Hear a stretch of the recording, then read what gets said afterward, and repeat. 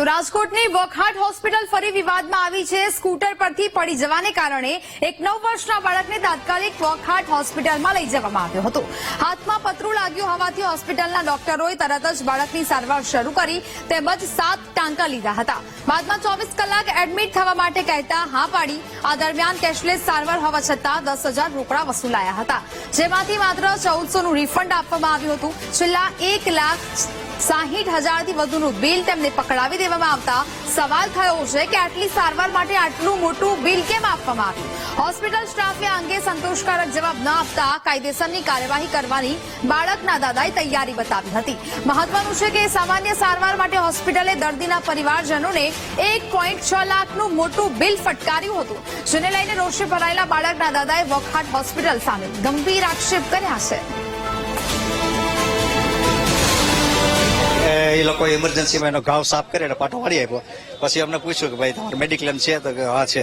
તો કે રૂમમાં એડમિટ થઈ જાય અને 24 કલાક તમારે રહેવું પડશે। મેં કહ્યું કંઈ વાંધો નથી। અમે 24 કલાક એડમિટ થયા અને 24 કલાક પછી અમે બિલ ભાગ્યો કે તમે અમને બિલ આપો કે હજી એપ્રુવલ થયું નથી।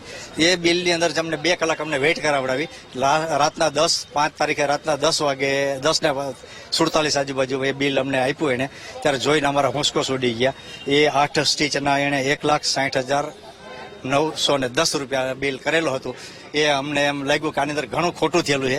પછી એ બિલની અંદર ડિટેલમાં જોયું તો એકના કોઈના 15,000, કોઈના 21,000, કોઈના 11,000, કોઈના 10,000 ઇમરજન્સી ચાર્જ આટલો અને વિઝિટ ચાર્જ આટલો ને બીજું કે કેશલેસ મેડિક્લેમ હોવા છતાં અમારી પાસે પહેલો વહેલો 2,000 રૂપિયા રોકડા, ત્યારબાદ 7,500 રૂપિયા રોકડા બંને જમા કરાવેલા। અને જ્યારે અમે ડિસ્ચાર્જ થયા ત્યારે અમે વાત કરી કે અમને રકમ પરત આપો, તો અમને ફક્ત 1,400 રૂપિયા પાછા આપવામાં આવ્યા। તો 8,400 રૂપિયા કેશલેસ મેડિક્લેમમાં કઈ રીતે એ લોકો લઈ શકે? મામલે વોકહાર્ટ હોસ્પિટલમાં સેન્ટર હેડ ડોક્ટર દુષ્યંત પટેલે તમામ ચાર્જીસ નિયમ મુજબ લેવાયા હોવાનો લૂલો બચાવ કર્યો હતો। તેમણે કહ્યું હતું કે દર્દીને હોસ્પિટલમાં ઇમરજન્સીમાં દાખલ કરવામાં આવ્યો હતો। બાળકને મોટો ઘા લાગ્યો હોવાથી તેની ઇમરજન્સીમાં સર્જરી કરવામાં આવી હતી। સારવારના બીજા દિવસે જ રજા આપવામાં આવી હતી। રજા આપ્યા બાદ ડોક્ટરને પણ બતાવવા માટે આવ્યા હોવાનું ડોક્ટર દુષ્યંત પટેલે જણાવ્યું હતું। ઇન્સ્યોરન્સ ડોક્યુમેન્ટ માટે આવ્યા ત્યારે વાલીઓએ સંમતિ આપી હતી। હોસ્પિટલના સેન્ટર હેડની તમામ વાતો કરી, પરંતુ ડોક્ટરે 61,000નો એક્સ્ટ્રા ચાર્જ શેનો લીધો તેનો જવાબ ન આપી શક્યા।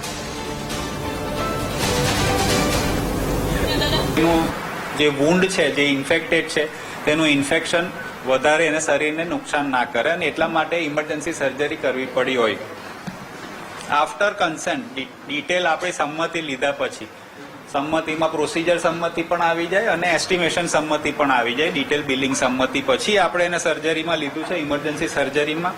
અને પેશન્ટની સર્જરી સારી રીતે પતી। રાત્રે એમને રૂમમાં શિફ્ટ કર્યા, બીજે દિવસે રાત્રે એમને આપણે ડિસ્ચાર્જ કરી શક્યા।